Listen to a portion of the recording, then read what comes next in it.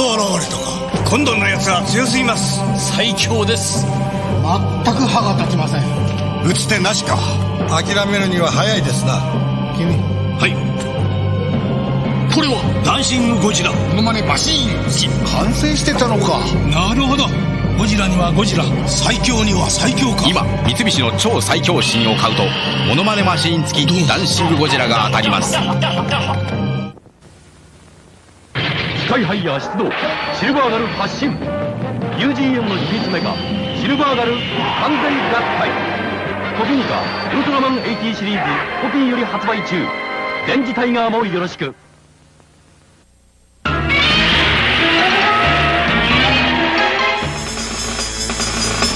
シアターチャンネルワンワンは年間500本以上の映画をノーカットに放送。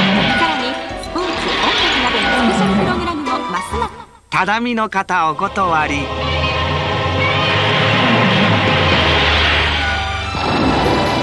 ワウワウ見るならフリーダイヤル3-80805。さあワウワウ5チャンネル。Today on Collectible Monsters, we are stomping into this holiday season with the 2020 gift guide and a year in review. There's no snow in this studio. That's ridiculous. Gigibacho!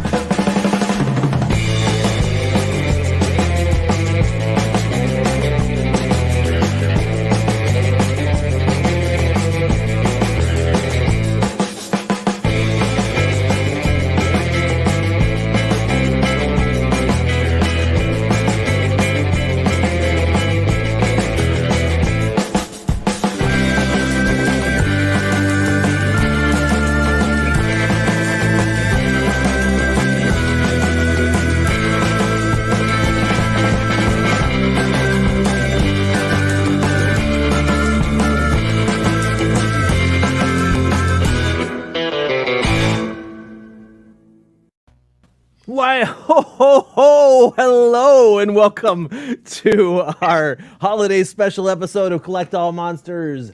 My name is Kyle, and I have been hosting with these lovely people this lovely show for the past year, and it's been a trip, an awesome trip, and I am very happy to have them all here with me today to celebrate our holiday episode, actually our holiday special. We're going to be doing some really cool stuff today. We have a holiday gift guide that we put together, but before that, David and I are going to dive headfirst into 2020 with our year in review. I want to say special thanks to everybody who's watching live. We got 32 people watching live on both Facebook and YouTube right about now. Thank you for being here, especially, like I said, those watching live, thank you. And thank you to my co-hosts. And we're going to start with a first up saying, thanks for being here, Leslie Chambers. Yeah, you're over here, even though you're over there. What's going on? What's going on, people? Welcome back to another awesome edition of Collect All Monsters, the final one of 2020. Oh, man. I hate to say it, but you know what? We're going to have, if you thought we had a fun time in 2020, 2021 is going to be even better.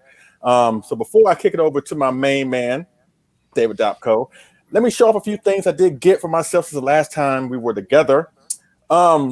Since this is the last month of the year, I'm going out with a bang somewhat, and I kind of racked in on these books. You know me, awesome books, you know. And I got my hands on Gorosaurus, 1967, Rodan, or Radon, 1956. Fantastic. One of the newest ones, 2003, Godzilla from Tokyo. Oh, yes. Cool. Very nice. Also, in my opinion, the best looking Mothra pretty much in the entire series. In my opinion, Tokyo SOS Mothra. Godzilla 1964 version 2. Oh, yeah. Awesome. 64B. And of course, from Sea Monster, the drunk guy himself, 1966 Godzilla. Yes. And I did get me a couple figures. You know, I'm into the Death of Real, so of course, you know, this figure been out for a while, but I did want to get my hands on it, and I got it for a good price from Awesome Collector. The Death of Real Kong 2.0, I think it is 2.0, with wrapped around with the octopus wrapped around him, you know, which is a great Death of Real. Awesome. That may be Godzilla's tail soon. Yeah, whatever. Anyway, Hey, Leslie, Tim Outen wants to know where you picked up those FX books. I got them from the Godzilla store in Japan. You can get them from a lot of places. You can get it from eBay, but it's best if you know somebody in Japan that can order them for you, because it's cheaper going that route, right? Because the eBay route's like $30 a pop. But if you know somebody who can order them for you, I would suggest doing something like that. Or they actually got these pop-up stores, in these Kinokuniya bookstores. Yes, Kinokuniya. Yeah, I'm sorry. I didn't mean to butcher it, and okay. whatever. They have these pop-up stores, Godzilla store pop-up stores, in those bookstores, and they actually have these books there. I don't know if they have like the Godzilla one, this one 66, or the version B, because these just came out not too long ago. But the older ones, Ebora, Shin Godzilla, maybe the 74, 54, you can find them there. So I would suggest you do that, because they offer pristine, clear photograph that you have seen before, you have not seen before. That's right.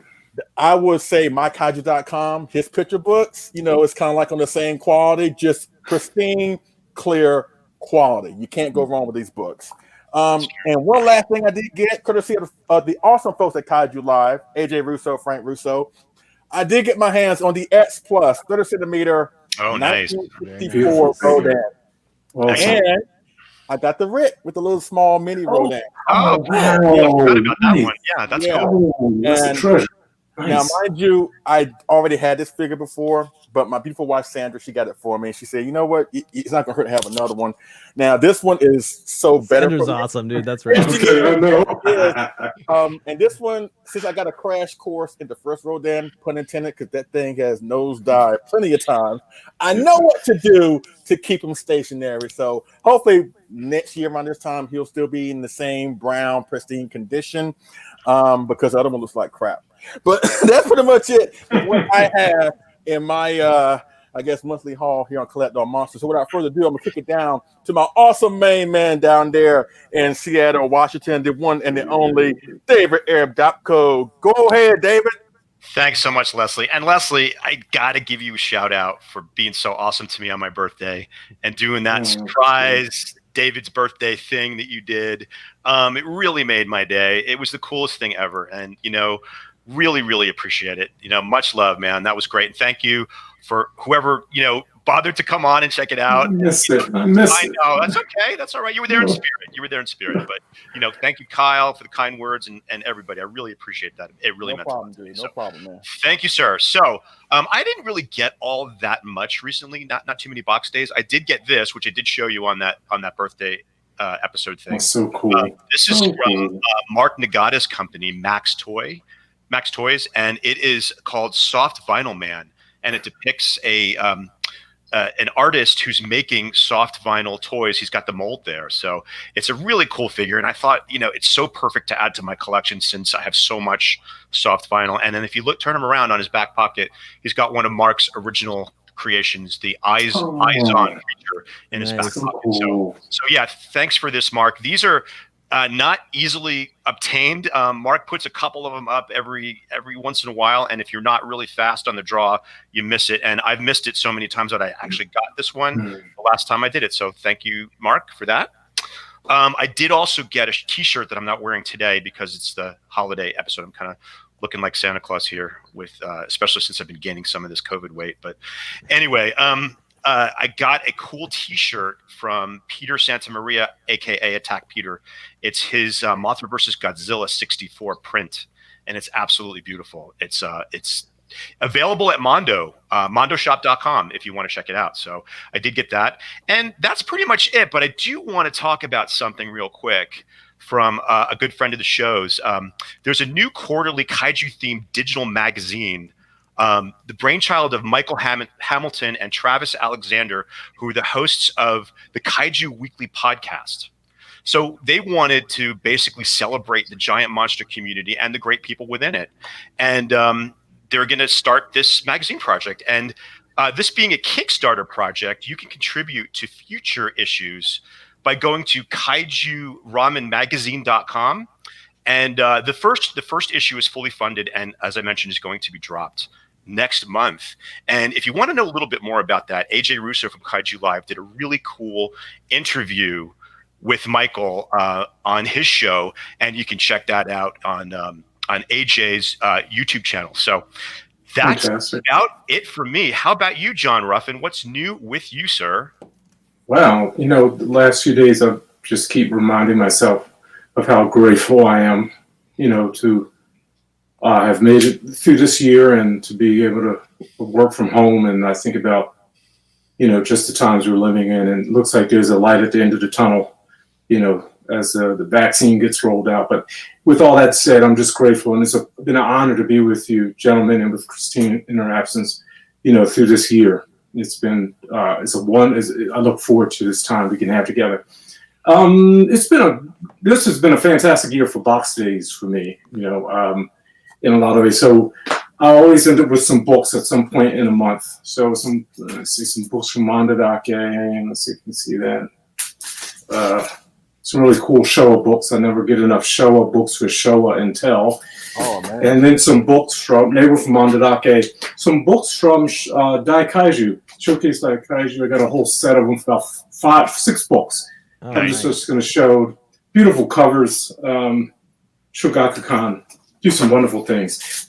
Pick up something else pretty neat from Mandadake. It's the that's what I was talking about last time. Yes. Oh, man. I thought I'd spring it on you. Nice. Megadon. No, exactly. And as we were starting off the program, I left out the bigger item that I wanted to show. I picked up the Maru-san Godzilla 62, that old vintage kit, plastic model kit.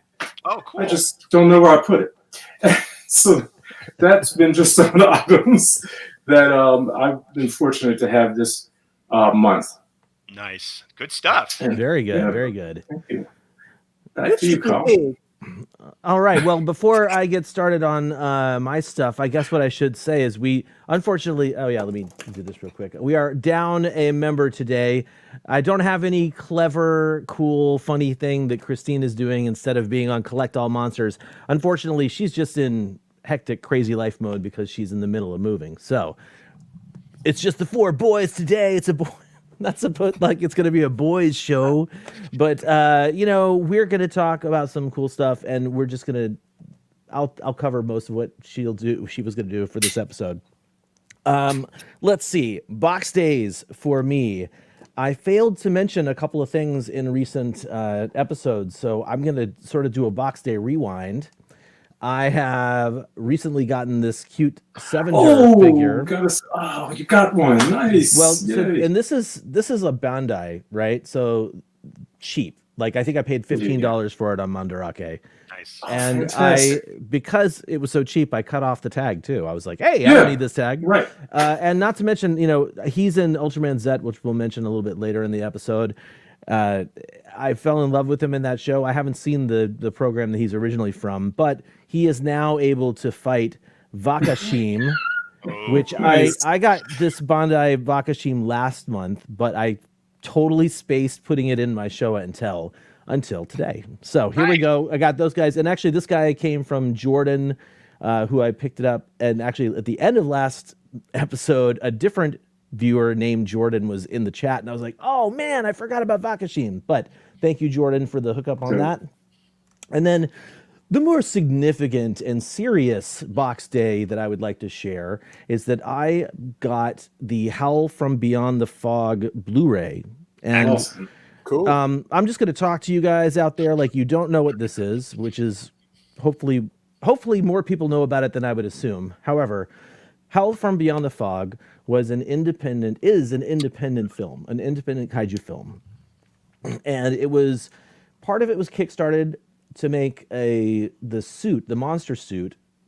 There was a Kickstarter campaign that got Keizo Murase, the Showa era suit maker, to actually create the monster for this movie, which is pretty ambitious, I thought. And they met their goal.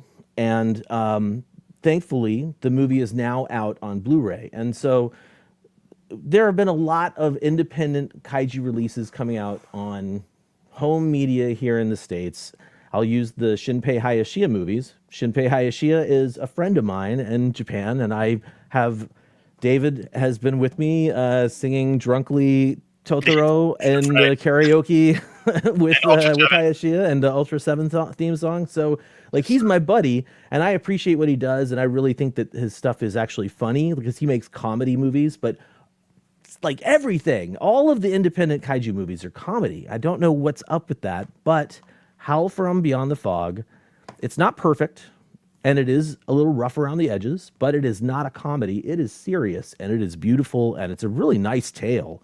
And I highly suggest like anybody check it out, but just be aware that you're getting into the indie kaiju territory. And that's why I think this is a significant release and why I hope more people can understand, like, yeah, we're looking at a weird time for independent kaiju cinema, but this is a standout entry in independent kaiju cinema. It's a weird phrase to say, but I truly believe that, this could be, he could make another movie. Daisuke Sato could make another movie just like this, and it could be even better than the one he already did. So highly suggested. I've already spoken too much about it. No, actually, real quick, Kyle, are they readily available for us to purchase? They are readily available from SRS Cinema, and I'm pretty sure that they have a deal where once they run out of Blu-rays, they're going to do DVD. But please don't quote me on that. I did not come to this episode armed with that information. Cool. All right. Yeah. I think that's about everything that I need to share. John, did you have something you need to talk about? I forgot two things. I have them sitting right here. Probably many of us have the Mechagodzilla. Nice. I didn't know that came out. That's cool. Yeah. Last week. And one last thing, I didn't want to pass up on it, but it was so small I missed it. I got 9 Terra Mechagodzilla, can't say it. Wow. Frames. Like original 35 millimeter. Yeah, 35 millimeter frame. 9 of them. Pieces of the American release, Terra Mechagodzilla, but of the opening, scenes from Godzilla versus Mechagodzilla 74. Love it. That's awesome, man. That's cool. And Kyle, cool piece of history. I've got one more thing to say too. I think I forgot to mention the name of the magazine. It's Kaiju Ramen. Did I say it? I think you did. Okay, just in case. I got a lot of things going on in my head right now. Oh yeah, no worries, man. No worries. It's Kaiju Ramen magazine, so forgive me if it wasn't clear in my initial comments about that. But yes, so thank you. All right. So I think actually what we should do right now is check in with the chat room.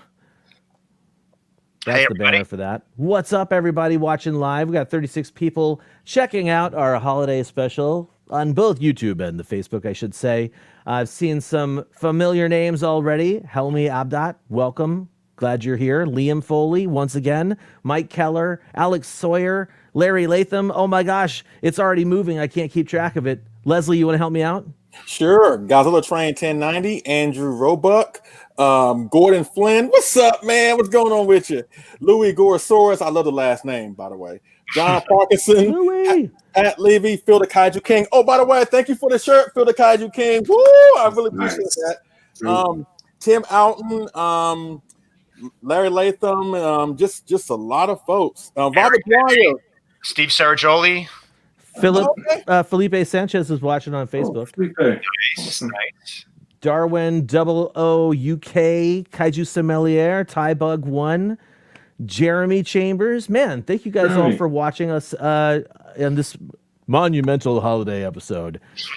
Leslie, this is the time where I thought it would be a great opportunity for us to touch base with our fans here, and you had something you wanted to mention to the people who come and hang out and watch us like pretty much every episode. Yes. And you know me, I'm normally a happy-go-lucky, jovial type of dude. But there are times I do get serious, and I'm going to get serious now. You hear me every now and then tell you thank you. And this is no different. I want to say on behalf of my co-hosts, thank you so much for being there with us throughout this awesome 1 year of Collect All Monsters. This is the last episode of the year, but trust me, we will be back next month, and we're going to continue to be here. In this rough year, I know this year has not been the best for a lot of people. And so if we have been that one constant good thing that has gotten you through with all the negativity, with the political stuff, tensions amongst people nowadays, COVID, whatever. If we in any way have been a bright spot to try and take your mind off of that, and you've been down with us since day one, I want to say thank you. Thank you so much. And if you thought we had a great time in a year that's been challenging, we got better things in store for the next year and years to come. So thank you so much for being there with us on Monsters. We really Absolutely. do appreciate it. Without, it won't be us without y'all. So thank you. Thank you so much. Bless you. All right. Well, thank you, Leslie, and thank you to, like you said, thank you to our viewers. Thank you to everybody who comes and checks us out all the time. We have an amazing group of supporters who come out like every episode or pretty much every episode to see this live. And of course, plenty of people watch it after the fact. We are going to continue to improve this program. We're going to continue to make it more interactive and continue to grow our relationship with our viewers in next year. I cannot wait to see where next year takes this show and all the other projects we're working on and stuff. So exciting stuff. Yeah, absolutely. Echoing your sentiments, Leslie, and also just letting everybody know that this episode we will not have any news. There will not be news coverage. We're going to dive straight into our first segment. David, you ready for this? I'm ready for it. Oh, we're doing the year in review first. That's right. We are kicking things off with the Collect All Monsters 2020 Year in Review. That was the Ghosts of Christmas 2020 talking there. Let me go ahead and get my notes here ready. The 20th year of the 2000s is almost over. And I got to say, get the hell out of here, shoes. I mean, 2020. The world at large has really been painfully rocked by this double-digit doozy of a year. The kaiju hobby collecting, hobby of kaiju collecting, I should say, has had some ups and downs. But despite there being so much hate for 2020, David and I are here to talk about some of the highlights of this year.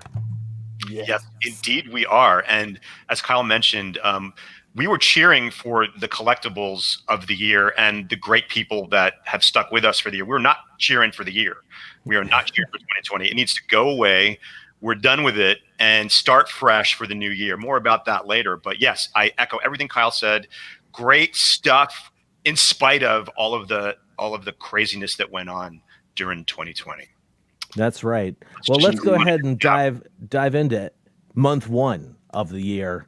January kicked off with some great stuff. We have actually in 2019, the end of 2019, the Gamera edition of the DNA of Tokusatsu event, the exhibition that gets carted around everywhere, was being held in Japan, and Marusan M1 and US Toys and more companies released a lot of cool Gamera collectibles to coincide with that exhibition.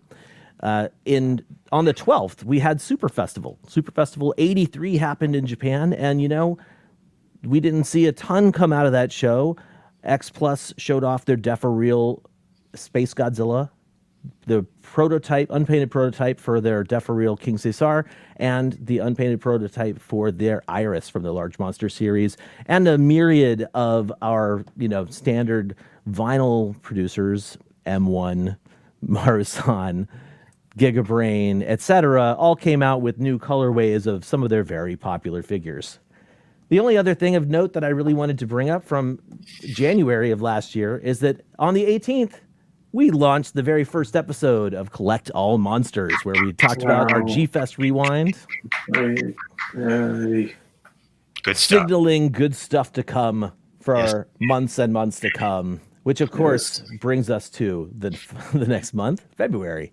So February is my month, and February is pretty much the last month that we really had any sense of normalcy in the world and in the world of collecting. So I'm going to dive right in. On the 9th of February, we had the Winter Wonderfest Festival in Tokyo, Japan. And they had some pretty cool stuff that they showcased. One of them being the X Plus / Star Ace Allosaurus and Tumac from 1 million years BC, the great film by Ray Harryhausen. Now, this is kind of notable because this is the first time we got to see the first in the line in a line of many cool Harryhausen releases that will be coming in the months to come that we will mention later on. So that's pretty cool. I'm very excited about that. I know a lot of collectors are as well. Also, Medicom and Pilot Ace sort of did this culmination or what's the word I'm looking for? Collaboration. Yes, that's the one. Collaboration of an old Pilot Ace mold of the one-eyed centaur from the Golden Voyage of Sinbad. Now, this is notable because we have seen the dragon, we have seen the Ymir, and we have also seen the Cyclops. This is the first time we got to see the one-eyed centaur from that film. So that's pretty cool. That sold out super fast. I ended up not even getting one, so pretty neat. And also, let's see, Medicom, Vinyl Wars, and Anraku Ansaku. I love saying that word, Anraku. You're going to be hearing a little bit more of that throughout our review too. But they released the very first item that they showcased in the year of 2020, and it's the Godzilla 54 puppet version, which is pretty cool, pretty neat, and it's like that maquette puppet version. So yeah, that is something that a lot of collectors were really into. We also had the New York City Toy Fair, which ran from February 22nd to February 25th, of course, in New York City. And we got to see for the first time the NECA Godzilla 1989 and 2003 figures. And also USAopoly, aka the OP, announced Godzilla-themed Monopoly and Jenga games. And I know we'll talk a little bit more about that in our holiday gift guide. And also one more notable item that was revealed or showcased in its final form is the X Plus gigantic Mechagodzilla 74. Now, Leslie's got his right there. I still don't have mine in my collection. It's still somewhere in Japan. And hopefully someday soon, when I least expected it, and I'm having a bad day, I'll get an awesome box day out of the blue. So you will. That's pretty much it for February. So, Kyle, you want to just move right on into the next month? Yeah, moving right on into March. We, of course, were hit here in the USA, I should say. COVID hit the mainstream USA media on the 12th of March. Thanks, NBA. But the essentially, that actually did propel us into the grander nationwide realization that this is not something that we need to really hopefully avoid. Like, we need to avoid and not get the disease. So COVID basically taught us that we need to stay inside for the next X amount of months, practice social distancing, all that stuff. Especially, it shut down in-person events and more. And we'll talk about more of those events too. But the one I wanted to highlight was a name you'll be hearing more in this as well. That's Mondo. Mondo is a company that produces sort of like fan art made posters for limited theatrical releases, and sometimes not even the theatrical like screenings. It's just they put together posters, and they have basically built relationships with lots of different movie companies, but they work with Godzilla, the license with Toho, specifically thanks to Chris Mowry. Anyway, they were supposed to do a poster show on the 13th in Austin, Texas, and that, of course, was canceled. And the reason I bring that up is because the Mondo poster show content was then broken up and then pushed out in what you call drops. So they would come out with different drops throughout the year. This Rodan shirt actually was in one of those drops, and you'll hear more about them as we continue. I don't need to continue too much about this month in particular, but we did have two releases that I thought were kind of cool and significant. Number one was the CCP Japan Culture Series, which had like the sort of kakiguri water balloon paint job on those Hedera figures. And then Spiral Studios gave us all photos of their beautiful King Ghidorah statue, which absolutely is huge and absolutely massive and absolutely worth the price tag, which was $1,750. Yikes. Little too rich for my blood. Me too. But oh no, that's not what I was going to say. My segue there was supposed to be, and that is no April Fool's, David. Oh, come perfect. I didn't see that one coming. That's good. Gold. That's gold. So anyway, yeah, let's move right on into April. So starting on the 10th of April, X Plus did a Spring Kaiju Festival announcement, Part 1, and we saw a couple things that were worth mentioning: the 30-centimeter Godzilla 1993, and the Defo Reel Godzilla 1974, which is the very first time we have seen a Godzilla 74 by X Plus. So I think they really nailed that sculpt as well. I'm sure Leslie has that if he wants to hold it up while I'm talking here too. Cool. 424, X Plus did the Kaiju Festival announcements Part 2, and that's where we saw something that's really notable, especially for one of our co-hosts, Mr. John Ruffin. It's the Sakai 04 Final Wars poster version statue, which he did the amazing box art for, and I think those are actually shipping as we speak right now. So John, you did an amazing job. I'm not going to put you on the spot, but thank you so much for your beautiful artwork. And I'm going to speak for him. I'm sure he thinks it's an honor to be a part of the X Plus family, and he'll always have that that great memory of working with X Plus and having the box to hold that he worked on. So that's super cool. Yeah. Congrats, John. Thank you, David. It's an honor to be able to have done it, and I'm so grateful to X Plus, Yuji Sakai-san, Matsubara-san, and G-san especially, and Jeremy, and just have an opportunity. Jeremy of Summit Kaiju. I'm just honored to be able to have done it, and I hope there's those who enjoy it. So that's what it's all about. It's awesome. I just want the box. Somebody out there send me the box, because I want to have my friends work like to have it. Like so, anyhow, let's move on to some other things that came out during some other announcements. We saw the 25-centimeter Edis sculpted by Dope Hope, and if you want to know a little more about that, you can check out Kyle's interview with him on one of on one of our supplemental, Kyle did a supplemental video interviewing Dope Hope about his collaboration with X Plus, which is also very cool. We also saw the favorite sculptor line Gamera 65, which is actually a really beautiful figure, and I'm kind of sorry that I missed that when it was to pre-order. Yes, you should.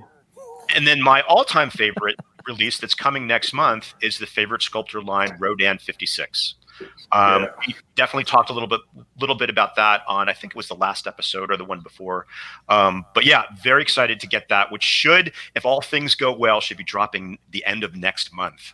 So one more notable thing that I should mention that came out was the Bandai Premium Godzilla vs. Mechagodzilla 74 first appearance set, which Kyle has right in his hands, I think, ready to show you. It says it's the first appearance, but it was the last one released. So in other words, we got to see Mechagodzilla in his final transformation. That came out first, and then this one came out last. So it's a little bit confusing, but it's a really cool set, and it really looks exactly like it did in the film. And great release from Bandai Premium. And I think that's all that I've got to talk about for April. So let's bring on the flowers of May with May. And I should also mention that they didn't release it. It just got sort of like they finally showed us pictures of it in April. But yeah, showcase. Yeah, I meant to say showcase because it gets a little confusing. When Kyle and I were culminating this, what was announced, released, or available, or shipped. So if there's a little bit of discrepancy in there, please forgive me, because it's kind of give us a little leeway. 2020 was a big year for collectibles. Actually, May saw lots of different collectibles come out, and in a myriad of different types. And we'll focus on a few here. I thought the 1995 Burning Godzilla from Unraku Onsaku that was released as a Medicom lottery was really adorable, super cute take on the Burning Godzilla, even though I'm a little burned out on the Burning at this point. Speaking of X Plus, also I think they showcased their Burning Defa-Reel Godzilla 2019, and that same month they showed us painted photos of their prototype for the 2019 Large Monster Series Godzilla, and it was that photo right there that made me go, I think I need that one. And I happily have it. So, in addition to X Plus releasing that guy, we had Marusan teasing finally a Rose Form Biolante in the 450 size, so really large. And Premium Bandai, who you'll also hear about quite a bit in this year in review, one of their sort of subdivisions reissues stuff, and they reissued the X Plus 30 centimeter 1975 Godzilla with light up fins that will go with another reissue of the 30 centimeter Mechagodzilla 1975, I think in a few months after this. I don't know if we mentioned it or not, but yeah, not a lot of events happening in May, just some cool stuff. And I'd like to actually, before I kick it over to David for June, mention I talked about Mondo and their relationship with Godzilla, the license specifically. We saw Toho a couple of years ago show up at a licensing show in Las Vegas. I actually went to that show, and they basically started down the path of finding American licensors to do collaborations with. And so this year we saw a lot of those kick into gear. And so I have on June 11th, that is Crunchyroll's collaboration with Godzilla. And later on in the month, down at the bottom, that's Huff, which is a clothing company. It's just weird things that collectors wouldn't necessarily think would collaborate with the Godzilla license are coming to fruition at this time this year. Nice. So I guess it's my turn to talk about June, because June is busting out all over. Sorry, I have to show my gay card once in a while. I'd have to turn it in if I don't show it once in a while. So that's the musical Carousel by Rodgers and Hammerstein. Anyway, sorry, just had to do it.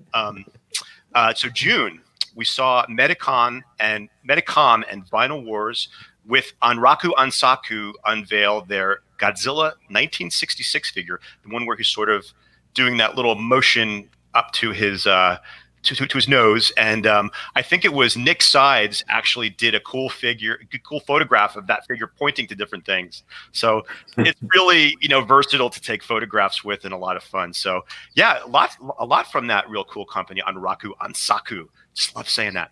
Also, on the 16th, Marvel begins their promotion for the Rise of Ultraman comic #1, and which was featuring the awesome art by Alex Ross. He did that great cover that you see in the image up there, and that's pretty iconic. The first time we're seeing an Ultraman comic released in the United States, which is pretty cool. Yeah. X Plus announced, released, or showcased, whatever happened, can't remember, the gigantic Baltan Seijin, which is that's right. That's a little bit better than my singing of the June song. But anyway, it's notable because it's the very first villain or foe that they released in the gigantic series. Now, I don't think they're planning to release Red King or Gamora or Gezra or anything like that. I think this series is definitely suited for maybe a gigantic Dada or Mephiles. Ooh, that would be fabulous. So, or even an evil Ultraman. So I'm imitation Ultraman. I'm hoping to see things like that. How much would I love a gigantic Dada? That would be awesome. Cool. Oh, that would be I would have to sign up for that. Or even a Baltan 2 would be neat. But anyway, yeah, that's pretty cool. And also, Ultraman Z premiered the release of that, and I haven't actually seen it. But I'm going to throw it over to Kyle for a minute because he has seen it. So what's up with that, Kyle? Yeah, Ultraman Z or Ultraman Z is it's a really fun show, and I think I've talked about this in other episodes. Once you sort of can separate your brain and say, okay, this is a television commercial for kids, essentially. They sell stuff, obviously. That's how the Ultraman license has survived, is by selling toys. So once you can separate that and you look at the stuff that the current Ultraman series is doing, it's so fun. And almost every monster, not everyone, but almost every monster is a classic era kaiju. There are definitely lots of ones that I don't recognize, but I've already seen Pagos. I've already seen M1 from Ultra Q. Nice. I've already seen Gamora, Red King, And just even recently, they had an episode with Bulton, the crazy interdimensional asteroid monster from the very first series. So totally worth checking out if you haven't. And unfortunately, it's on YouTube. They stream it every Friday. That's not an unfortunate. It's great that they do that, but they take them off after a couple of weeks, so you can only really watch the last 3 episodes. And then Mill Creek Entertainment will be releasing those, like they have been releasing many series this year. They will be releasing Ultraman Z on Blu-ray. I'm excited. From what you just said, it sounds like it's totally my cup of tea. So I'm looking forward to seeing that. I would definitely suggest checking it out if you want to check out the first episode when it gets released from Mill Creek Entertainment, for sure. Nice. Now, Ultraman also brings us right into July, because the very first thing that happened that we are covering on the 10th of July, which was a huge weekend, we'll talk about in just a second. The first thing that happened on the 10th of July was Ultraman Day, an entire day of live streamed festivities in a sense. It was a great attempt. They did their best. It didn't turn out the best in the long run, but the good news is a whole bunch of information came out. If you want to hear more about that, I would highly suggest checking out some of the panels that happened at the next event, KAIJU Con Line. Hey, that was fantastic. KAIJU Con Line, for those who are unaware, was a replacement event that I put together with some fellow fans, where we essentially had an online kaiju convention held over 2 days, mostly panels, but we had vendors that were trying to sell stuff and artists that were trying to definitely doing stuff. Like a bunch of people were live streaming, like artists, and like I said, the panels were all live streamed, kind of like this show. And we had our own Collect All Monsters episode inside of the programming. Sneaky the way I did that. And it was just a ton of fun. So yeah, he's sort of underselling it, and he's very modest. I mean, Kyle worked so hard. This is basically his brainchild from start to finish, and I was just honored to be a small part of it. But it was a really great thing that happened, because it was the first online event in lieu of having a G-Fest. And it was lots of fun to be involved in. It was lots of fun to watch. I mean, I loved watching the panels that I wasn't involved in. And it was a monumental, thing that he did. And I think it was great. And I hope, even if they do hold G-Fest next year, which I'm not even sure the way things are going, maybe not, if it's safe to go or whatever, I think we should still continue, or Kyle should still continue to sort of, spearhead another one of these things, because I want to do something in the spring. Yeah, honestly, in the spring, it can be with G-Fest or instead of G-Fest. So either way, it was great fun. It was a great achievement. So I just didn't want him to undersell that, because he's being modest. So it was great. Thank you, David. Thank you. Thank you for doing that for the community. It was great. And to the naysayers who said that it couldn't happen, go jump in a Gyra-infested lake. Naysayers. That's right. Nay, I say to thee. That's right. Now let's continue, because at KAIJU Con Line, we were able to not only show, but scoop. We got a scoop from Premium Bandai. My contact at Premium Bandai sent us some top secret information about their Jet Jaguar figure, and we happily shared that. I think it was Sunday morning through the Collect All Monsters Facebook page. I don't know. It was not well planned timing wise, but it was a lot of fun to have a scoop. I mean, that was cool. I haven't been in an agency that's had like a scoop in a long time, like the Kaiju Cast. We didn't really do that kind of stuff. So anyway, the Jet Jaguar figure for Premium Bandai, I think, is coming out. I think it's their next release, but back in July, it was brand new information. And hey, why not say Onraku Onsaku another time? They showcased their 1984 Cybot figure. Really cool look to that figure. I did not end up getting that one, actually. But I've just been very impressed with their output for the most part. Onraku Onsaku is another one of these newer companies they're doing the 3D sculpts and stuff. Anyway, don't need to get into that too much, because the last thing I want to say about this month is that this is significant, because this is the month NECA publicly lost the license to Playmates for their Godzilla figures. That's true. All right, so let's start talking about the next month, August. Okay, so on August 5th, X Plus held their summer Kaiju Fest. Oh boy. And we got to see, yeah, oh boy, all right. You want to talk about that? That was our sort of, we tried to do a spontaneous reveal live late at live night. reaction, Live reaction, and a bunch of us stayed up late, and it was definitely an interesting experience. Didn't turn out exactly the way we wanted to, but we still had a fun chat, and we had fun being with one another. But it wasn't quite what we had expected it to be. But be that as it may, when we did get the information, we finally did see the Large Monster Series Rodan 2019. And as many of you know, I didn't really love the film as much as many did, but I gotta say, Rodan is my stop laughing at me now. Stop. The very best realized monster from that film. I think he looked fantastic. He looked menacing, and this figure reflects all of those things. And I love that it's in a flying pose. And I know a lot of collectors are super stoked to add this to their collection. So let's see. We also saw a Defo reel. We saw the showcase of a Defo reel Varan, the Unbelievable, which is really cool. And the Rick version comes with a little Barandagi statue, which is super cute. Definitely want that. I know Kyle does too. They also showcased for the first time the Harryhausen Cyclops and Ymir figures, which I love them both. They're beautiful figures. The detail is incredible.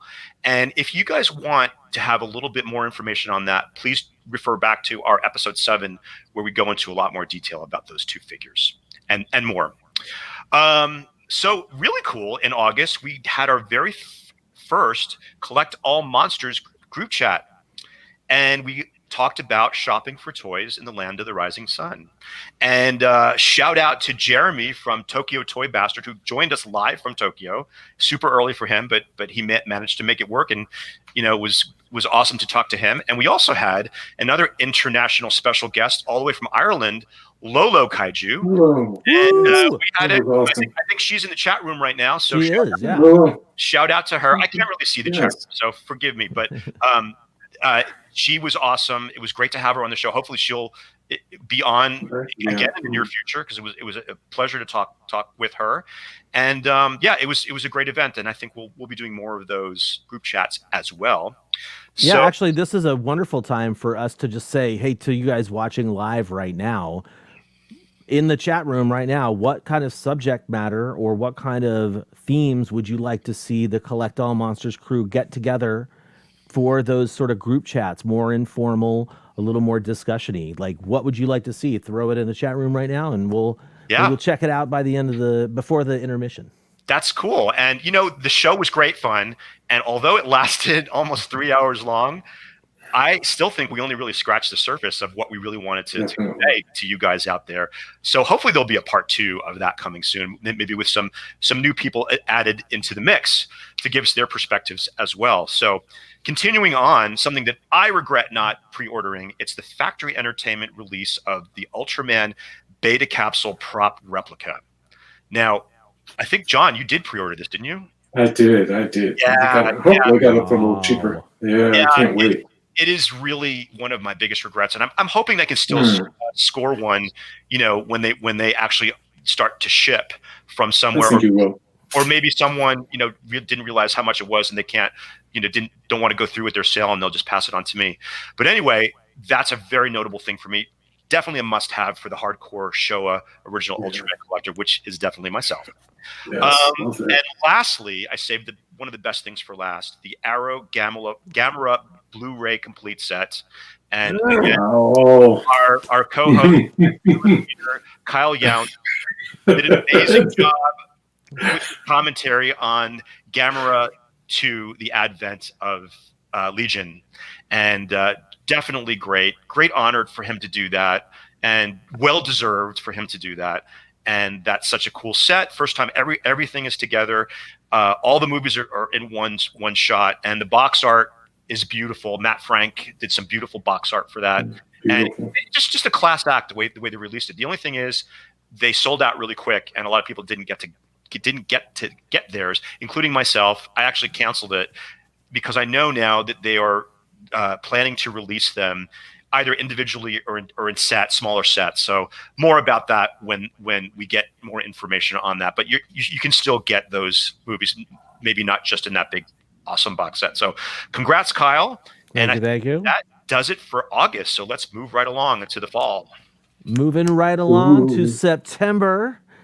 Things are getting a little brisk out in the country and in the world. And on September 5th, the DNA of Tokusatsu Ultraman Genealogy exhibit opened in Tokyo. And that went from the 5th through the 18th of October. And in addition to there being this amazing Ultraman exhibit, there's a souvenir shop, and all of our favorite vinyl manufacturers had stuff for sale throughout the run of that exhibit, including M1, which you can see right there, produced a few exclusive items, including a Baltan trike.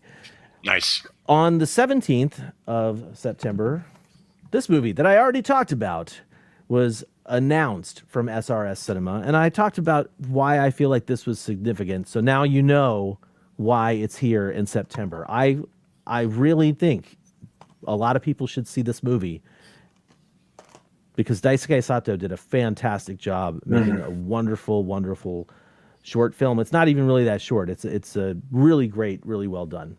Okay, so moving along, though, there's only a couple of notable toy releases that I wanted to mention, one of which is the animation Hedera coming out from Onraku Onsaku. Hey, can we get sponsored by that guy? I'm just wondering. And then in addition to that, they also finally revealed the fully painted Megalon in the 30-centimeter line. It looks great. Can't wait. I know Leslie's excited about that one. Absolutely. Going Rick, baby. Going Rick, baby. Yeah, yes. And of course, after September comes spooky season. Ooh, October, my favorite month of the year. I love the fall, I love October, I love Halloween. We've already talked about that. October 2nd through the 4th, we had another monumental online event called KAIJU Masterclass. And this was the brainchild of Steve Rifle, who put together talented and passionate members of the fandom to hold panels and really cool interviews. And I'm not going to go into too much about it, but I do want to give a shout out to one particular one that I enjoyed. It was with Allison Adams and Pat Saperstein. Allison Adams is the daughter of Nick Adams, and Pat Saperstein is a daughter of can't think of his first name, Henry G. Saperstein. And it was really neat to hear their perspectives growing up around their fathers who were involved in the genre in that way. Really interesting stuff. Great job. Monumental. Thanks you guys for doing that. It was great. Hopefully we'll see some more of that in the future as well. So on the 6th of October, there was an announcement that we are getting a new animated Godzilla film. Now, relax everybody. I know we're all gun shy from the first attempt at the Godzilla animated, but this one looks promising. It looks very different. It's got an interesting title. It's called Godzilla Singular Point, which is deep. It's deep.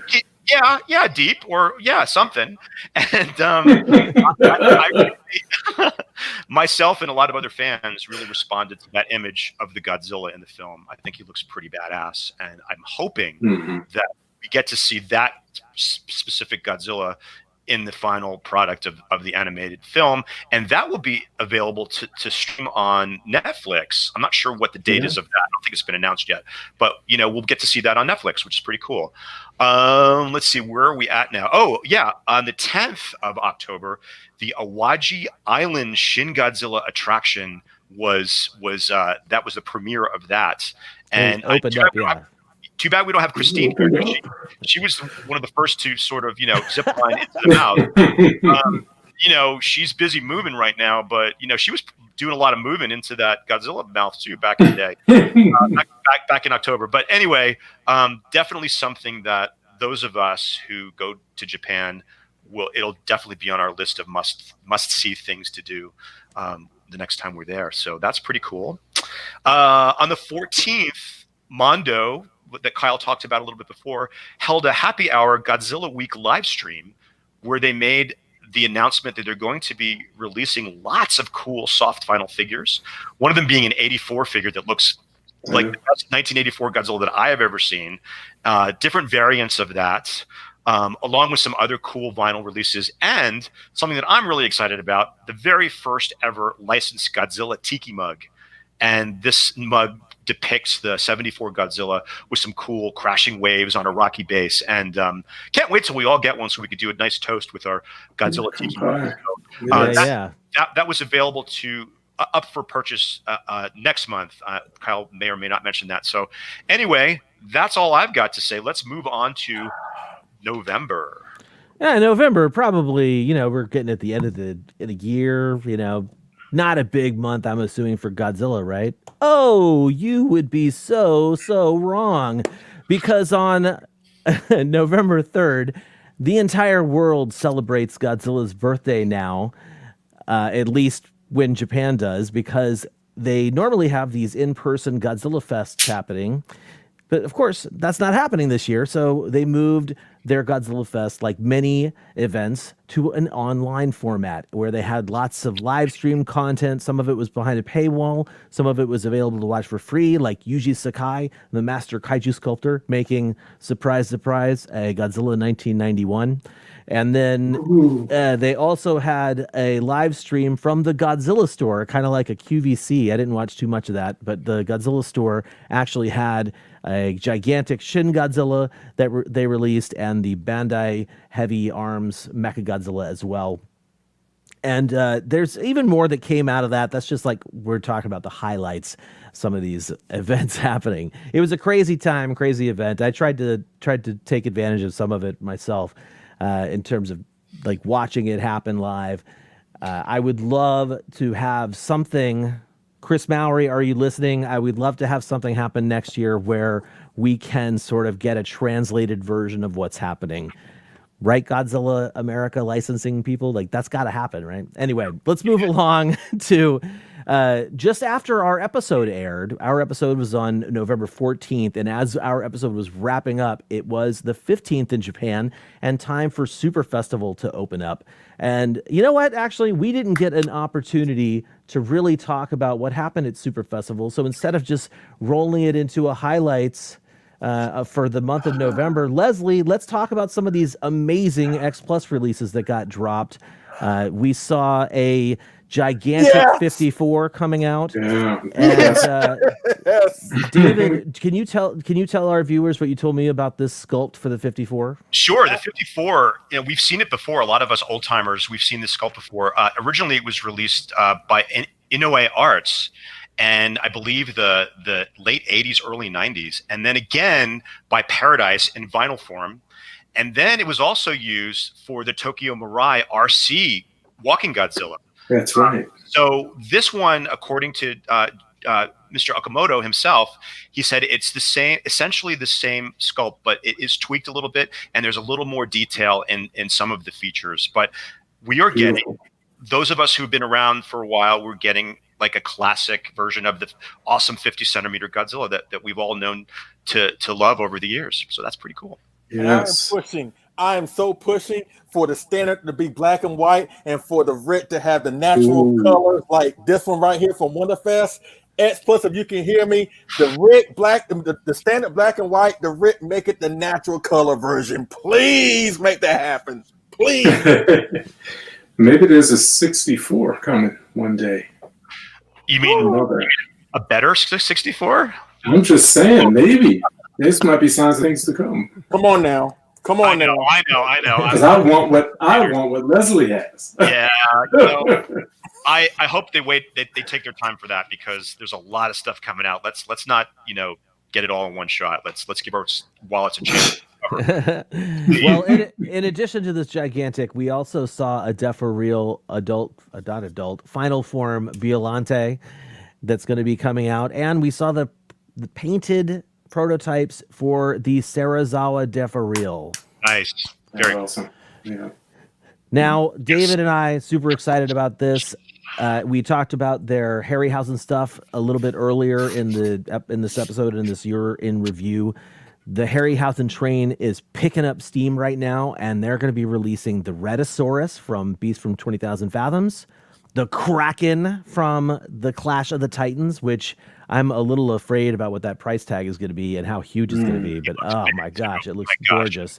And there's a Talos over there that David and I were talking about it. It does look a little stylized to me, but I don't think it's supposed to be a def for real. No, it's kind of in between like a super realistic and a def for real because it's a little bit cartoony and stylized, but still pretty damn awesome. I love Talos. He also scared me as a kid in that particular scene in the movie.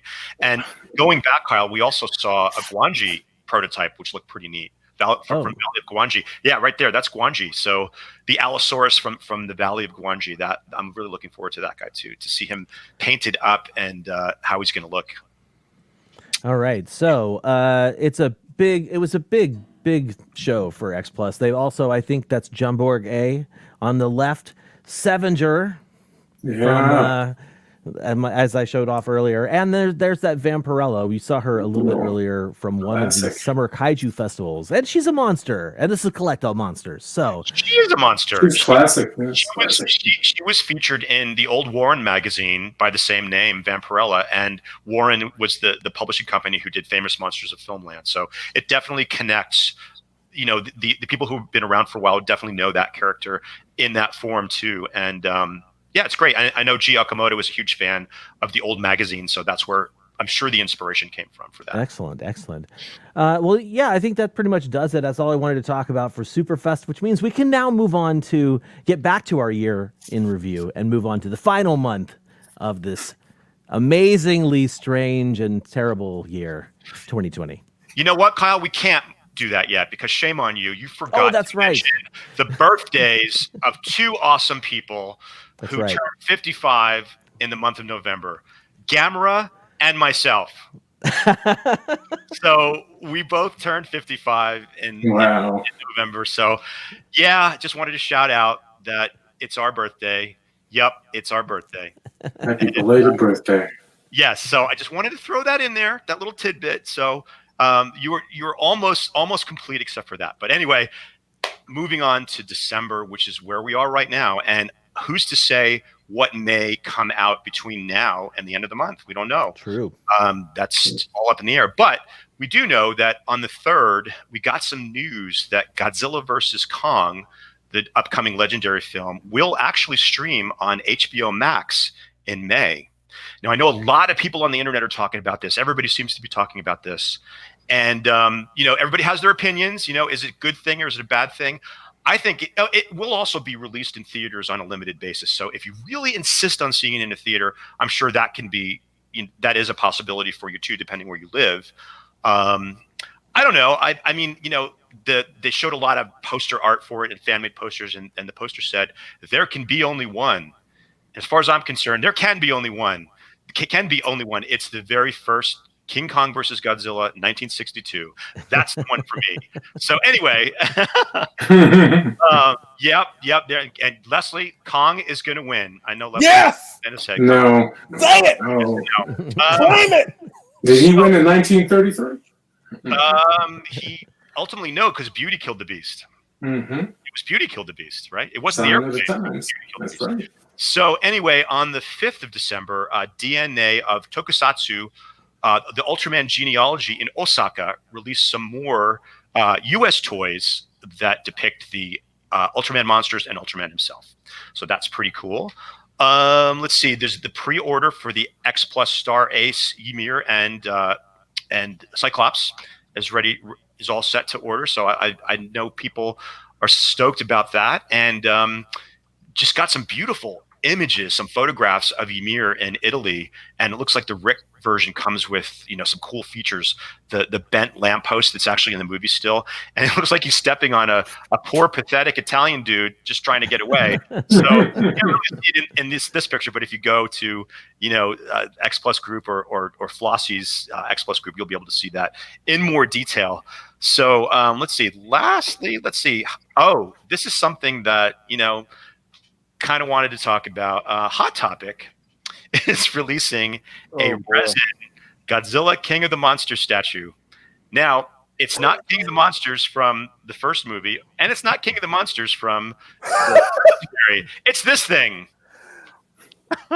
Man, cocaine's a drug. Cocaine's a drug. Cocaine's a hell of a drug. Cocaine's a hell of a You drug. know, we had to, throw that in there because, the bad with the good. And, maybe this is a figure that someone will cherish and maybe not, but there it is. And it's all of its glory right there. I'm throwing this out to all the people watching live right now. This sculpt, first up, let me just say, on the Hot Topic product page, it claims this is a highly detailed 6-inch figure. Yikes. Yeah, where's that quality, that detail quality from resin? No, you're not getting it here.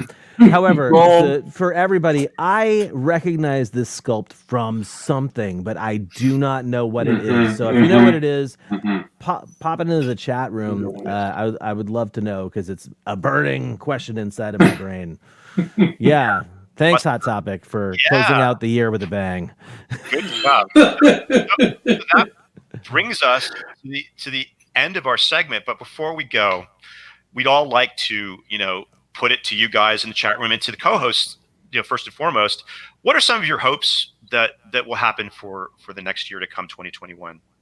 I can just start since I'm already talking. I just hope that the world gets back to a semblance of normalcy for, life in general and for us as collectors. I hope EMS again starts to ship normally like they were, so we don't have to scramble and figure out how we're going to get these things from Japan. And I really hope that everyone within the sound of my voice hunkers down, keeps up the good work, stays safe, keep wearing the masks, and stay healthy until this vaccine is distributed to everybody and we can get a handle on this thing, because that is my fondest wish. And then one more selfish wish, I really hope that I lose all of this COVID weight, because I can barely button my pants, and I can't. This is so hard. Like, I'm really trying to do it now, but come on, the holiday food, eggnog with bourbon, and come on, it's rough. It's rough. So as soon as the new year starts, I'm going to definitely go on a new path, because something's got to give, and before my pants give.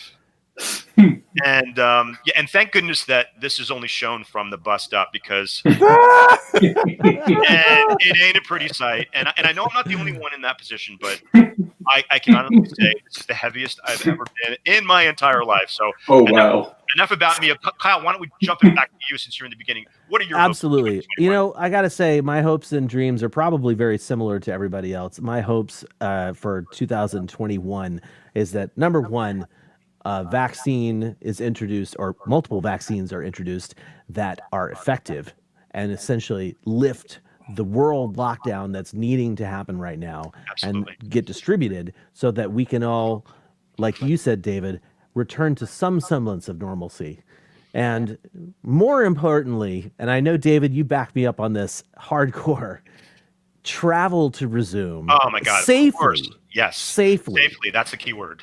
Because I have been longing. I've always got a trip planned to Japan.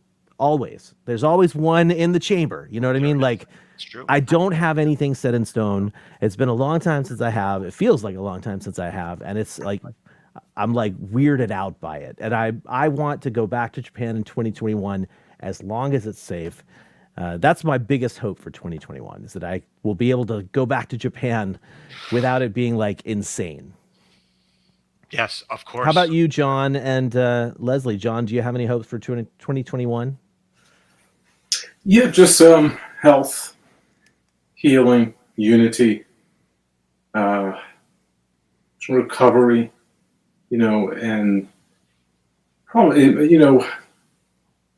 a selfish wish would be to go to Japan, but that's always a privilege, not a right. I have selfish wishes. I just spent some time on my selfish wish. It's really, I miss it dearly. But it's too. I know too many people that have struggles, and I'm just grateful. I'm grateful. So just for me personally, if things continue the same, I'm great. I would be happy. But I know for so many, we need change quickly. But unity, so we can get out of this thing. Pull up, like everybody just together for a period of time, do what's right so we can save ourselves. Just get on the same page. Get on the same page. And wouldn't it be great if we can do, not necessarily in 2021, but in near like soon after, I Collect All Monsters trip to Japan together. Oh my God, that would be amazing. I have for not 2021 per se, but the future. So I'm putting that out there in the universe. You know, write it down, make it happen. Put it out there, make it happen. So I've done both. That would be great. Yes, sir. I'm on it.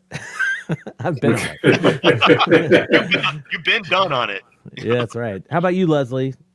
2021 looking good for you, or what do you expected out of it? I'm gonna echo what y'all said. First and foremost, I want the world to get better, and I also want people to really understand that yes, the vaccines are coming, but just because they're coming, things are not just going to be going back to normal overnight. So just exercise some patience. That's going to take a while to get there. We're going to get there. Just Absolutely. Exercise some patience. But I want everybody to also to do their part. Until then, mask up. Because when you mask up, you're not only protecting yourself, you're protecting everybody else that's around you. Whether you know it or not, we're still responsible for each other. That's right. Please keep that in mind. Now, on the Kaiju side of things, from the X Plus side of things, here we go. there's two things that I want to see. Now, from the X Plus side of things, there are 3 films that are celebrating milestone anniversaries next year. Godzilla vs. the Smog Monster is celebrating 50 years. 50 years. Godzilla versus King Ghidorah is celebrating 30 years. GMK is celebrating 20 years. So I want X Plus to bring out something from those films, whether it's a suit accurate gigantic GMK, whether it's a gigantic 91, whether it's a gigantic Hedra. I want to see something from those films. It ain't got to be all 3 of them, because I know at this point, I think half the year is already spoken for. But give us something from one of those films. And secondly, I just want to see Kong punch Godzilla in the face to give him. I want to see him punch him in the face so hard that he gets CTE. That's what I want to see, and it's going to happen. So all you folks in the comments said you can hate me all you want to for telling the truth, but Kong is going to whoop that. That's what I want to see. Preach. All right. Well, earlier I asked specifically people in the chat for a couple of things, but notably I was asking about those group chats. What would you guys like to see as a future group chat episode? I missed a couple because they've already gone past the fold or whatever, but basically Mike Keller suggested kaiju on home media like Super 8, VHS, beta, tape, Laserdisc, video disc, DVD, Blu-ray, etc. A more encompassing home media kind of thing. Let's see, what else did I see in here? I think someone definitely said a part 2 for the Japan. Let's see, we got oh man, what sucks is that totally erased a whole bunch of things. So sorry, I missed out what everybody said. I'll have to go check it out when we can watch this on the download. But I saw classic figures in there. Sorry that got deleted from this my view, but we want to have more of those group chats. I think we are going to do another Japan specific one. It might be a little less like, hey, this is about collecting in Japan, and just since it was so popular, just more about just Japan travel. And we'll probably do that in our Collect All Monsters group. That way we could sort of like, this is just a group chat as opposed to it being like, hey, we're producing the specific group chat episode, so we have all sorts of information for people to take home. It'll be a little more conversational, I think. Anyway, I think this is a fantastic opportunity for me to play the 2-minute intermission before we kick it over into our next segment, which is our 2020 holiday gift guide. And so take this opportunity to refresh your beverage, step into the loo or what have you, and enjoy the holiday stylings of these awesome pieces.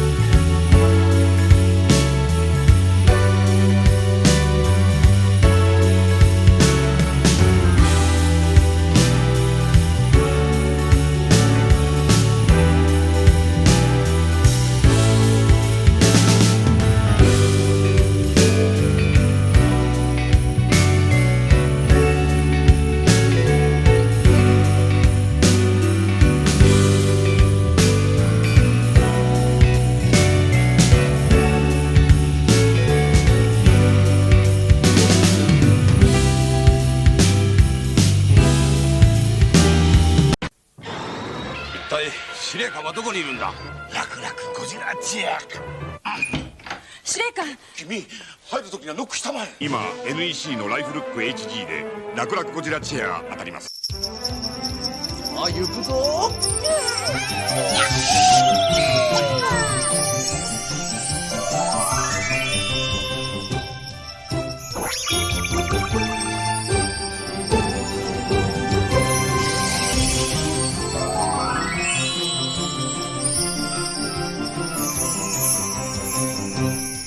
ご自慢を見てくれているみんなにもいっぱいいっぱい幸せが訪れますように。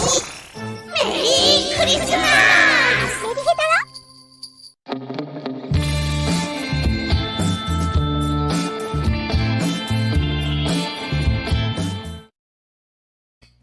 Hey, we're back from intermission. I hope you guys enjoyed that.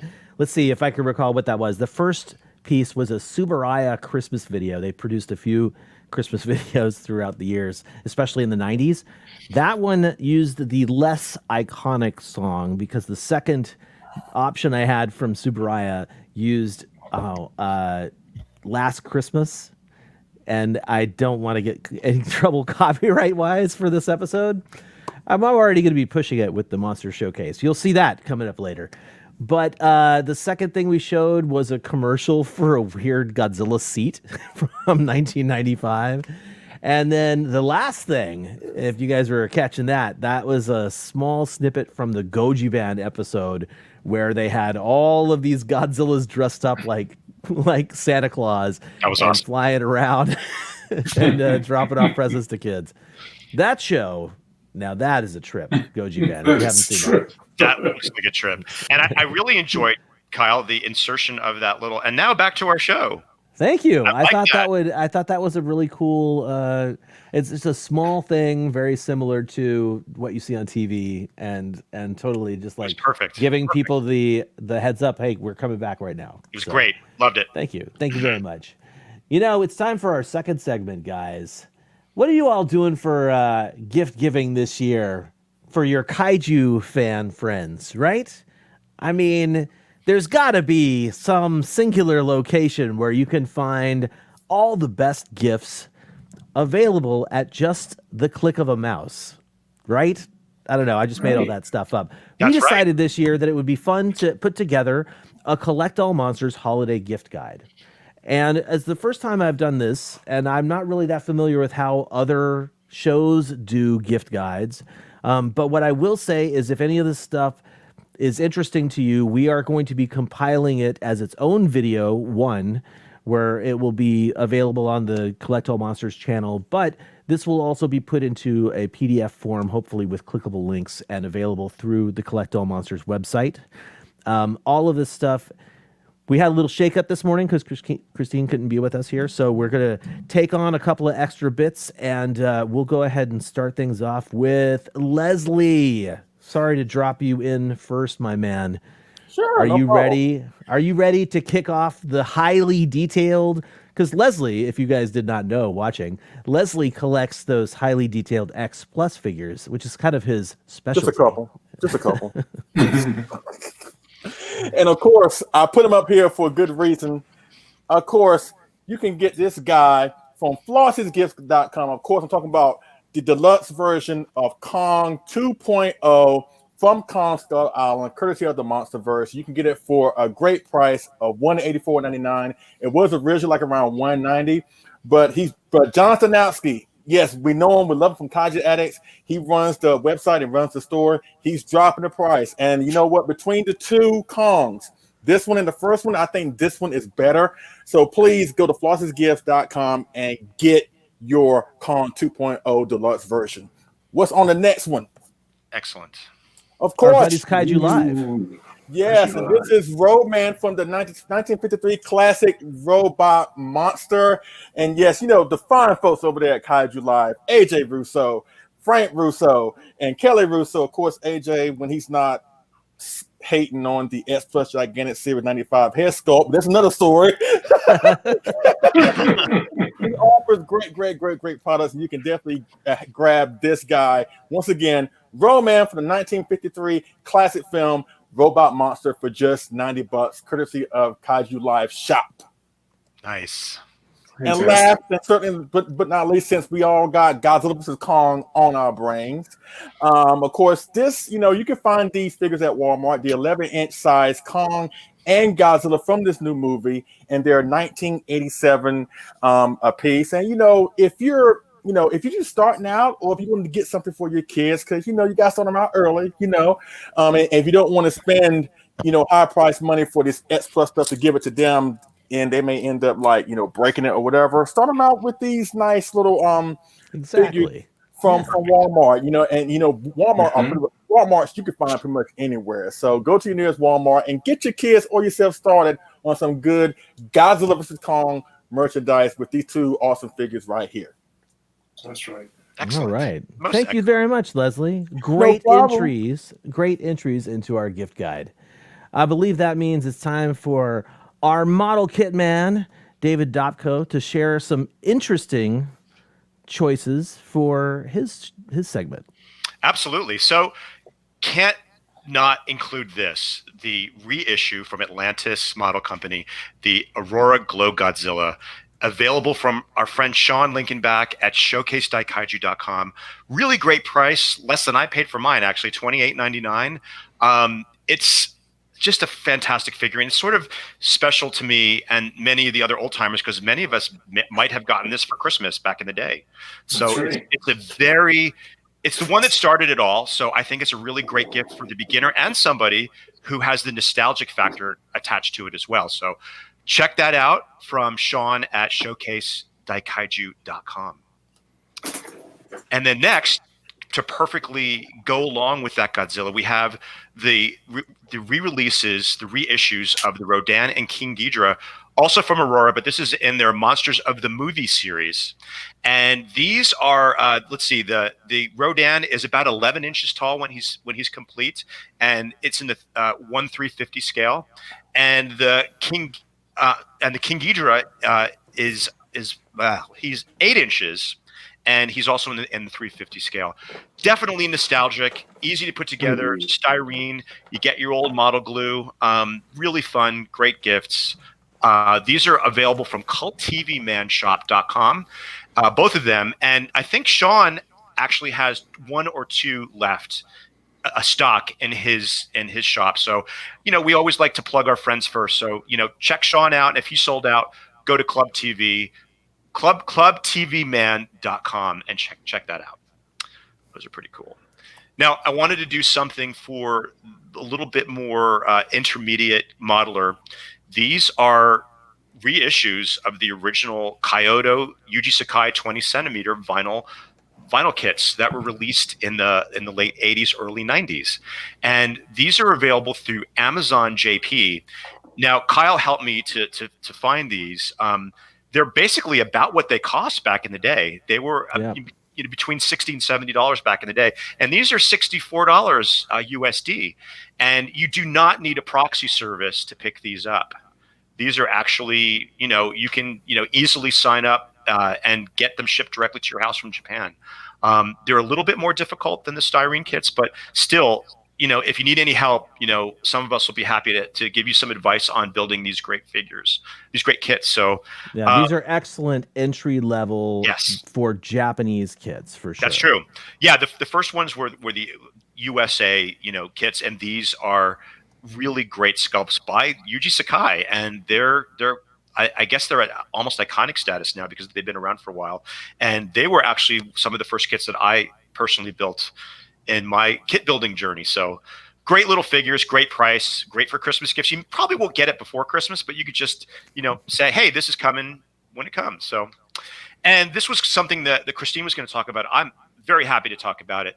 This is from Club Daikaiju and M Ichigo, M1, Night of the Living Dead vinyl figure set. Now, this set is pretty cool because it depicts Karen Cooper, the little girl who gets bitten by the zombie and turns into a zombie herself, and then proceeds to kill her mother with the trowel, which is pretty gruesome. But anyway, Celebrity Icons and Jim Cirinella are presenting this, and these are $199, which is a great price for this very rare set. You don't see a lot of things from Night of the Living Dead, and I know Jim Cirinella is a big fan, and he has a wealth of knowledge about that film. So if you have any questions about that film, he's the one to ask. So again, please check those out for $199. And I think that is it. All I have to say, Kyle. Yep, that's going to wrap up yours. That moves us. Wait, hang on. Let me segue. Thanks for that, David. Now let's not play any reindeer games because John, I'm sorry. John is going to share with us some games. That was good. That's awesome. That's awesome. Well, this has been the year of the Godzilla games. At least I've never seen more Godzilla games than this year. I remember Christmas for me back in the late 70s brought that classic Mattel Godzilla game. And now we have Kaiju Live as, offering one of this wonderful Godzilla Tokyo Clash strategy game. Beautiful pieces, beautiful box art by Funko. So it's perfect gift for Christmas, especially for the gamer. Board games are everything at this time of year. And since we have to be in the house, why not playing Godzilla games? So here's one to get, great price point. And then earlier this year, we reviewed the Monopoly Godzilla game, which is fantastic, and the Jenga game. I just happened to, you need a stocking stuffer. Jenga Godzilla. Nice. It'll be perfect. Nice little prop there. Perfect. Yeah, it works, So and inexpensive. So they're great games to have, great for the collection. And what I love about the Monopoly Godzilla are the cards themselves. You could, take it somewhere and do some other game, build games out of it. So really cool. And then we have these Seismic Toys have produced these wonderful kaiju items, unique, beautiful designs. This Arctic Blast Megadon saw final figure, the figure from the upcoming video game, Dawn of the Monsters. Beautiful. I mean, I just remember seeing was it the first at G-Fest last time around? Mm-hmm. Yeah, the 130. So one, yeah, gorgeous. So this beautiful, this Arctic Blast combination of colors, beautiful. All right, and I think is that it? That's it for you, man. That's it? Thank you very much. John, I could mention one more. Yeah, for an inexpensive. You know what, John? Why don't you do that, man? Let me just move you here, and then pop this here, and then you get the full screen. I forgot. Little Pin Trail has a series of Godzilla pins that are worth. I picked up the Mecha Godzilla. I think they just go for $10 to $12, but worth. And they had a sale recently, 30% off. So it's worth Pin Trail. Oh, all right. All right. Well, that brings me to my grouping, which we'll just call the Kaiju Potpourri. You guys, have you ever seen this? Actually, before I share the screen, have you guys ever seen this? The Godzilla Bank? Yes, indeed. I've got this one, I hope it's on. You press the button, and then I don't know if you're going to be able to hear it on the episode, but music starts playing, Godzilla starts roaring, and then he pops out of the box to grab the 100 yen coin, and now he's angry at me because I did not give him one. There's a second version of this that has been released, and that's the Burning Godzilla Bank, the Roaring Bank by Shine. This is also available from Showcase Daikaiju, our friend Sean Lincolnback. And I wanted to make sure to highlight that. I like weird stuff. David and I were talking about my collection, and I do have a potpourri of kaiju collecting. Yes, you do. And so I figured I would take this on. And basically, one of the other things for sort of like entry-level collectors is NECA. And we talked about how they lost the license to Godzilla, but they produced quite a few Godzilla figures. And even though the license is over, you can still purchase these figures thanks to Jim Cirinella from Celebrity Icons, who has actually purchased from what I understand, the rest of NECA's stock of these figures. Really? Oh, yeah. Wow. So, one of the things we talked about this gift guide was I didn't want to pick onesie twosie things where if a seller only had one of this figure, what happens if we put it in the gift guide, somebody goes to buy it, and then somebody else clicks on the link and it's sold out? That's kind of lame. So I wanted to make sure that everybody had stock. Jim has stock. He's got all these figures, not to mention he's offering them for $30 each. There will be links in the show notes to these. He's also got a set of the Monsterverse figures that he's offering for $199. That's all 6 figures from the series. And then since it's potpourri, let's jack up into the stratosphere with a $160 collector release. This is the Rampage, which is done by Jim Rampage.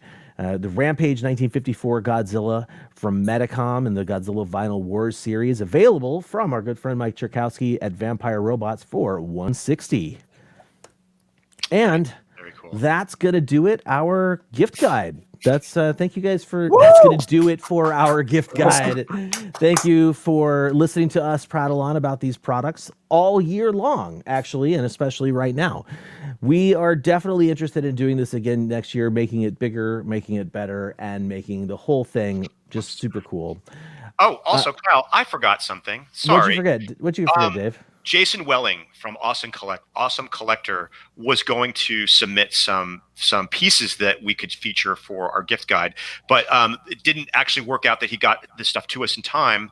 So I'm just going to put it out there. If you need any X Plus figures, both shipped from Japan or from the US, please check out his web store, awesomecollector.com. And he's got a lot of great stuff on there, great prices. And I think he also offers payment plans as well. He does. So he does. it's a good way to get your X Plus figures, and he's been really great with getting them shipped in a timely manner, even in the time of COVID. So just wanted to put that out there. Sorry, I didn't mean to cut you off, but I wanted to throw that out there because Jason is a friend of the show, and awesomecollector.com. No problem. Yeah, I definitely wanted to include him and more of our friends. So we are really hoping to make this even bigger and better than it was this year for next year's. Leslie, I just sent you that you were asking about. Okay. So less behind the scenes stuff, and let's move along to our very next segment, since that wraps up our holiday gift guide. And I think that means it's time for the Monster Showcase. Yes. So cool. Get ready. Hold on to your hats. Hold on to your butts. Okay, where is it? Here it is. Okay, so this Monster Showcase was called Holi-Daikaiju, and we got a lot of really fantastic photos sent in. So thank you guys so much for doing that. Oh man, I hope let me know if you cannot hear the music as soon as it starts, because I need to restart the share screen if I didn't do it. But I will. Please enjoy.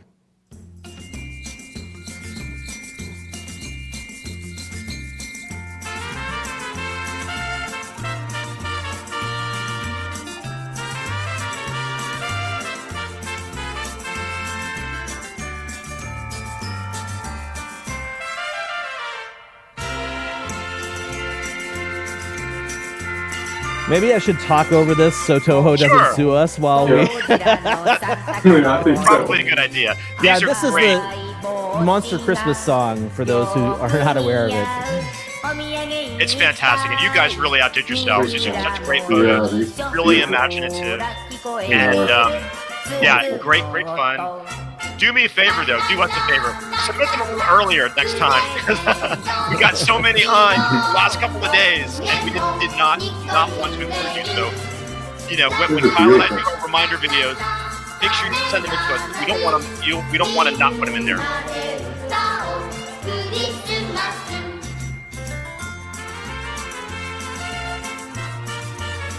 I feel like I'm on a tropical island.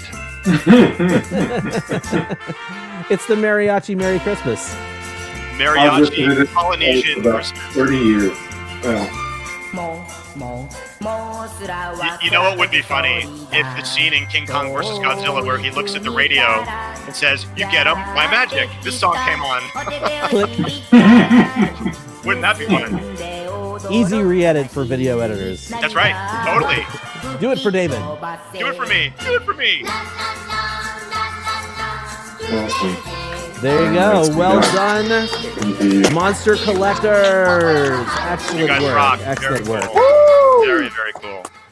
All right, so that was our monster showcase. If you noticed at the very end of the monster showcase, we have a brand new hashtag, brand new monster showcase assignment for you guys, and that is called 2020 Kaiju Haul. What we want to do is we want to see a photo of your Kaiju collectibles that you purchased in 2020.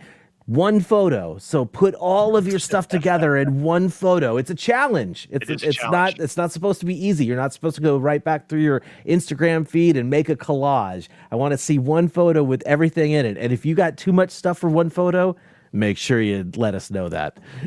I want to see how big those photos could be. But yeah, like such a fun time collecting. John, I know that for you specifically, your 2020 Kaiju Haul was big on books. Big on books. On books. Shelves overflowing. Yeah, I mean, if you're ever in Philly, I mean, when this COVID is over, check out the John Ruffin Memorial Kaiju Library. I mean, you can definitely check it out, but there'll be a slight fee. There'll be a slight fee. All right, so before we leave you guys, Leslie actually wanted to ask his co-hosts a question about well, actually, I'll let you take it over, man. You remember what it was? Yeah. Yes. Okay. And you know what? People in the chat, you can pipe in your answer too. You know, whatever. Totally. But basically, my question was a real simple one. But then again, it may be hard coming up with the answer. What has been your favorite Kaiju collectible purchase of 2020? It don't have to be something that came out this year in particular, but there's got to be one that stands above the rest. So what is your favorite Kaiju collectible acquisition and or purchase of 2020? Wow. Great question, Leslie. Who are you starting with? Who are you starting with? Let's see. Let's go around the room. So we go with Kyle, then John, then David, then back to my fat behind. I see. All right. Let's see here. Let me answer your question in the form of an image, because this is not something that I can just easily grab. My favorite box day arrival Kaiju collectible this year was absolutely something that I kind of busted a little ass in order to find, and that is the Francavilla Godzilla King of the Monsters poster from Mondo. It's a beauty. I fell in love with it as soon as it was unavailable. And then I had to really work to track one down. And huge thanks go out to Canadian James for helping me find somebody that had this, because if it weren't for you, James, I would still be searching. I'm sorry. That's a beauty. All right. Who's next on your hit list? John Ruffin's. Oh, it's my turn. This is so difficult. This has been a great year for box days, and we all know this. We haven't really talked about it this episode, but and it's not my favorite. I can't. But that gigantic Mechagodzilla 1974, my goodness. Yes. That's such. The thing about collecting Godzilla for me and Kaiju, they're like time machines. You know, they're like bringing back childhood, teenage years, and isn't it, David? It's like that. It's like what was that old show? Wonder. The Wonder Years. Wonder Years. Ooh, we need we need an episode. We got to do that. That's a great show. Wonder Years of collecting. Exactly. That's a great one. It's magical. And so each collectible, like that Mechagodzilla, like it just takes me back to the time when I first saw Mechagodzilla that Saturday afternoon, you know, and the details, like, you know, the Bandai 1974 was my first Japanese Godzilla figure ever, and back in 1984. But this is like the king of the, you know, that's the crown jewel. However, there's so many great collectibles this year, and I'm so grateful to have found them. Like over this shoulder was Travel Mean Boy, which was like that could have been it for the year. And then probably this has to be my figure of the item of the year, but there's so many. It's gonna fall over. Was because it takes me back even further. Yes, very nice. Yeah. Let me just celebrate that by making your screen large, sir. Oh. Look at that beautiful. That's iconic. Figure. That's iconic. Yeah. I need one too. We can get you one. Yeah, I need one. Get you one. That's but this was it. I mean, 1970. To feel like Ken, I wouldn't push him down.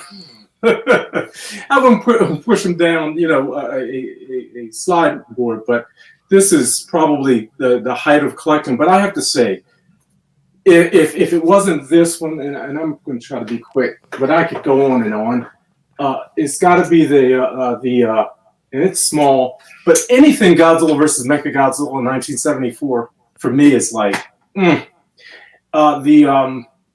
Kuru Kuru Terebi Godzilla versus Mechagodzilla cartridge. To have found this, maybe sometime this year I'm going to open it up and actually play it. I might get another player and then try to record it with my camera. So I know it's going to be old and all, but it's like watching old television, black and white TV with the UHF channels, and just to feel that moment again. So I really can't pick one, but if I'm going to, it will be the bull mark, and then for a big one, and then the little. But there's so much to choose from. Now, David, John, when are you going to crack that open and digitize it so we can see what the little spindle does? Yeah.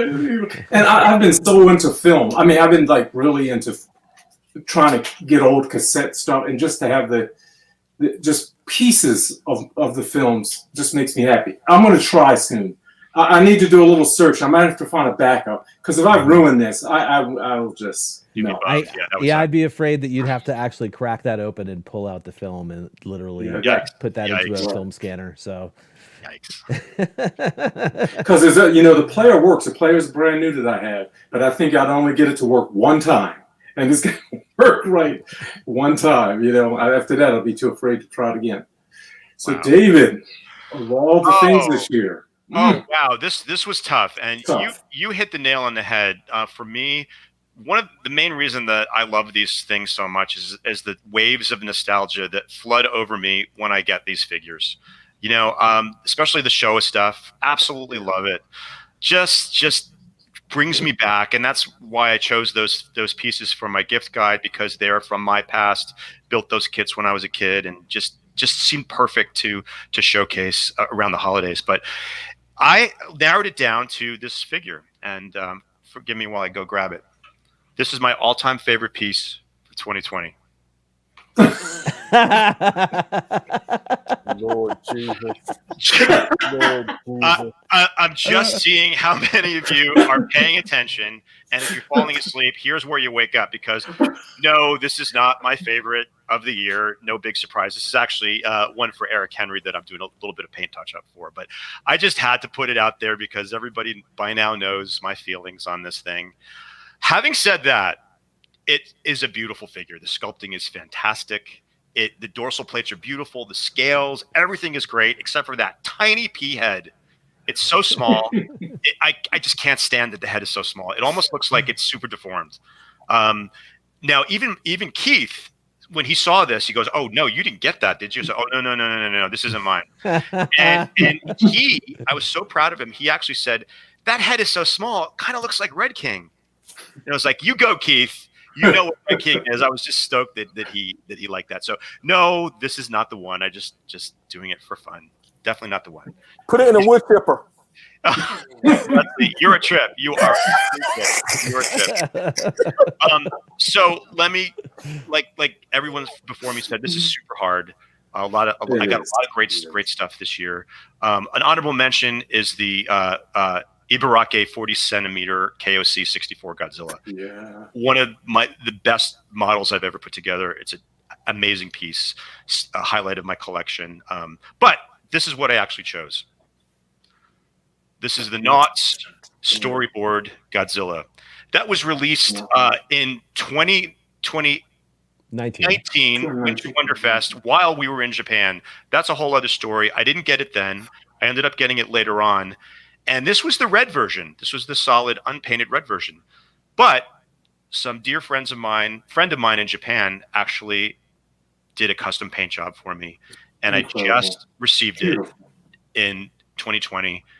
I think this piece is just stunning. And the highlight highlighted paint job really shows the awesome details of this figure. And I just couldn't be happier to have a painted one of these in my collection. And I'm very, very grateful and very appreciative.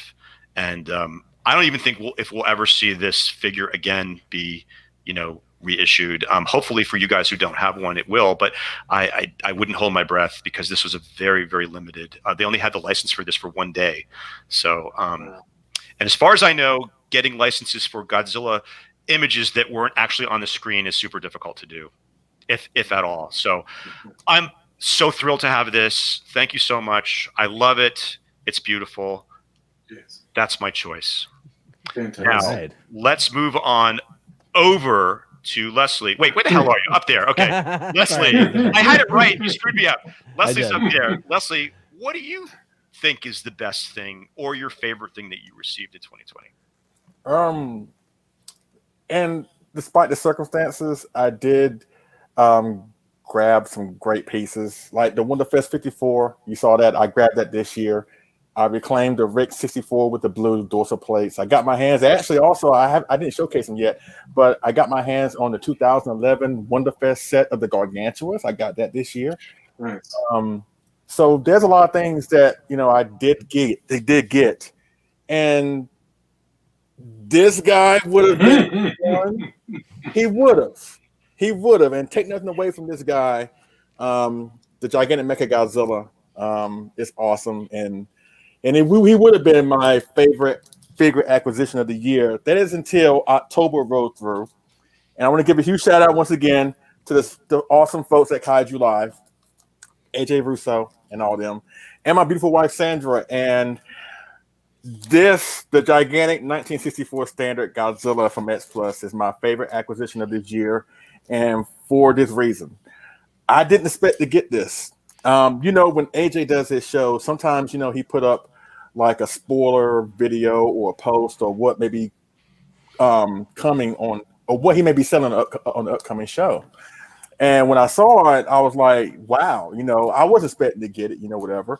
But later on that night, my wife and I, Sandra, we watched the show. And she asked me beforehand, like, is there anything up there you may want? And I'm like, well, there is one thing. Even though I knew it was going to fetch for a high price, right? I didn't expect to get it. I didn't expect her to go for it. But she was like, hey, look, if you want it, then I'll get it for you. I know that you love the 64. I know it means a lot to you. And I love seeing you happy. So because of that, for sentimental reasons, and she is a godsend and a blessing. She helped me get this, and that's the main reason why this is my favorite purchase of 2020 because of her, and nice. and because of AJ and the fine folks at KAIJU Live. But it was an unexpected acquisition, and it was for the right reasons, and it's for beautiful reasons, and about to tear it right now, quite frankly. But yeah, this is why this is the my most favorite acquisition. Sorry, Mechagodzilla of 2020. Nice. But great. But before I go, I do want to mention one last thing. And maybe Kyle, David, John, I may need your help with this. But on the X Plus Collectors Facebook group, just today, John Sanowski has put it to me to put together something where we determine the X Plus figure of the year of 2020. So I may need your help on that. So if you can help me, then I will really appreciate it. And what I want to do something for like the Gigantics and other figures, but I think the Defo Reels, I'm gonna do that like in a separate thing because they put out so many different Defo Reels, and I think it's a shame that the Defo Reel may not have a chance to be figure of the year because it goes up with other things. But I'm gonna do the Defo Reel as like a separate thing. But if y'all can help me out, with that after the year is over and we get everything determined or whatever, I really do appreciate that. So. Of course, man. Absolutely. Yeah. That actually brings up a point. I think that we should totally do a Collect All Monsters Monster Collectible of the Year. Absolutely. Yeah. Absolutely. And we should start pulling the Facebook group actually to plug our Facebook group for the Collect All Monsters Monster Collectors. I think that's a great idea. And maybe I will choose the gigantic Mechagodzilla as my favorite acquisition for 2021. Because hopefully I'll get it in 2021, but I don't know, man. I just don't know. All right. So, well, speaking of acquisitions, I just wanted to, since I do have it available, the chat, I wanted to very quickly showcase some people who said, Alex Sawyer said the 2019 X Plus was his favorite purchase. The Phil the Kaiju King, easy, gigantic Mechagodzilla. Gordon Flynn picked up his M1 Nakajima. Congrats. Kaiju Battle, Michael Farah, shout out to Kaiju Battle. Diamond Gallery Rodan statue, that thing I showed off last month. Bill's Carnage, Gigabrain Purple King Ghidra.